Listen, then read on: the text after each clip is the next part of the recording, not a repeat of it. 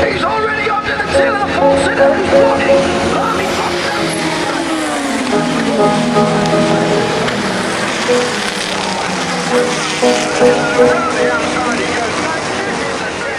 he's allowed himself, remember, over the niche with 2 cars lengths away before the first set of pit stops, and he gets himself back on the end of the lead lap for Brunswick.